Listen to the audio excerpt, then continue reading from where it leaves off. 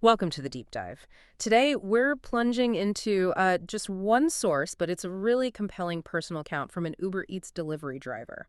It takes us right inside a pretty challenging situation faced in the gig economy. Yeah, and this isn't just, a story about one tough delivery.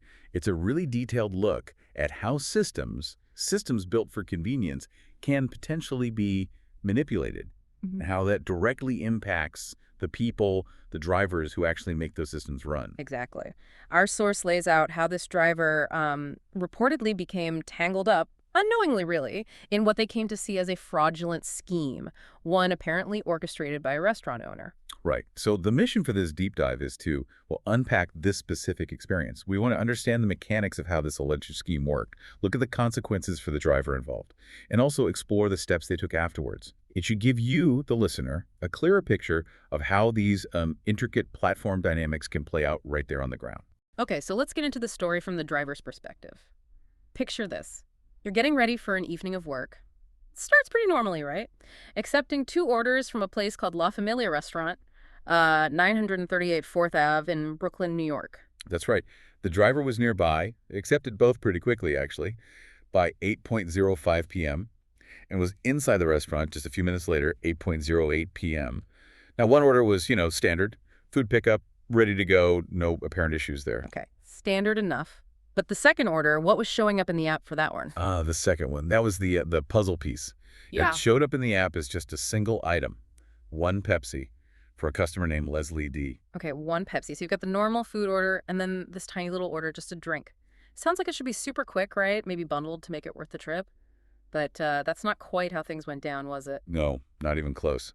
The driver reports waiting, get this, more than 30 minutes inside that restaurant, just waiting for that single Pepsi order to be prepared. 30 minutes. Wow. For one can of Pepsi. That's a really long time for just a drink. What's the driver thinking at this point? Well, initially, you probably assume it's a glitch, or maybe they're just swamped. You try to give them the benefit of the doubt. But as the minutes tick by, Hmm. half an hour just for a soda pickup, that's when, simple curiosity starts turning into definite suspicion. Something feels off. Right. And this is where the details in the app become really important. The driver actually opens the Uber Eats app again, checks that second order. And confirms, yeah, it still just shows the one item. Pepsi, no food listed, nothing else. Just the drink. So the app's saying one thing quick, easy, single item. But the reality in the restaurant is this really long wait for something that apparently isn't simple. That kind of difference, that's a big red flag, isn't it? It absolutely is, and it raises this critical question for the driver right then. Is the app totally wrong here? Or maybe is there something else happening that the app just isn't showing? Okay, so the logical next step. The driver asks the restaurant staff directly, right? Shows them the phone screen. Look, it just says Pepsi. Exactly. And the staff's response reportedly just muddied the waters even more. They apparently said something like, no, it's not just Pepsi, there is food, and it's still being prepared. Okay, wow. So now the driver has confirmation from the staff themselves. The app is wrong. There's food. But you've already sunk, what, 30 plus minutes into waiting? Do you just cut your losses at that point or do you stick it out? Well, given the time already invested, the driver decided to wait. But you can imagine the uncertainty is just like piling up now. While waiting, they actually messaged the customer, this Leslie D, directly through the app, trying to get some clarity from that end. The message was basically, hi, Leslie, just checking my app only shows one item, Pepsi. Did you order anything else? Smart move. What did Leslie D say back? Leslie D replied, yeah, and confirmed she had indeed called the restaurant.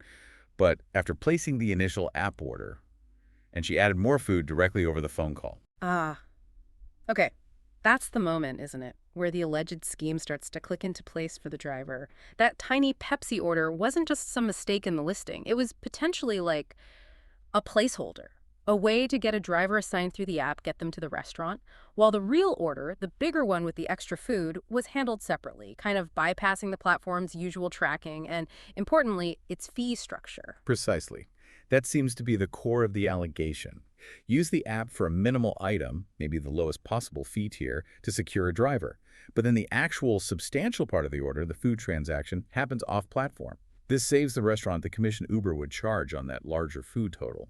And as the driver quickly found out, it directly hits the driver's pay. Which brings us right to the payout.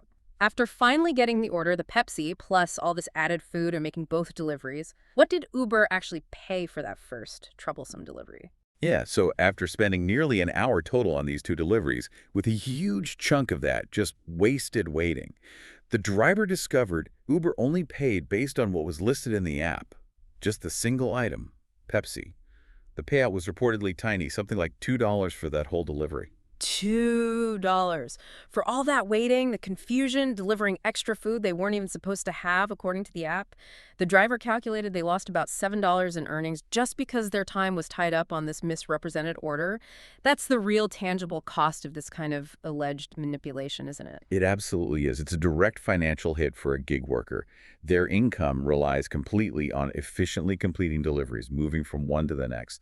So understandably frustrated, exploited even, the driver contacted Uber support, explained the whole situation, the difference between the app and reality, the wasted time, the customer admitting they added food off app. And how did Uber support handle it? Did they immediately see the issue with the off-app edition? Well, this is where it gets particularly frustrating from the driver's viewpoint.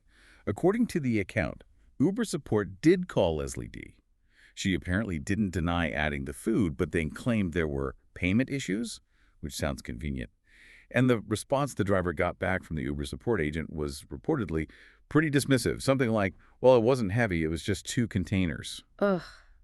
That just completely misses the entire point, doesn't it? It's not about how heavy the bag was. It's about the deception, the wasted time that equals lost money, and the fact that pay didn't match the actual job done. Exactly. It really signals that maybe the standard support channels aren't always equipped to grasp or maybe address the nuances of this specific kind of potential system gaming.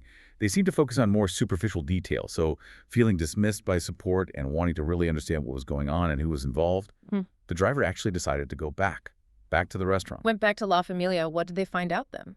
They spoke with a staff member again, this time using a translation app to make sure they understood each other clearly. The staffer confirmed, yes, the order was for Leslie. But here's the kicker. The staff member reportedly shared that Leslie is the owner of the restaurant. And maybe even more damning, the staff member apparently admitted that this kind of thing, adding food directly after a tiny app order, yeah, it had happened before. Okay, now the pieces really fall into place, and it looks much worse. The customer, Leslie D., who allegedly manipulated the order, is the restaurant owner. And the staff basically confirms this isn't some one-off fluke. It's happened before. It sounds like a pattern.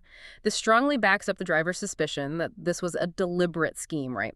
Use the platform to snag a driver for cheap, minimize the platform fee, add the real order offline, make the profit, and the driver gets stuck with the minimal pay for the initial fake order. That's the alleged mechanism in a nutshell.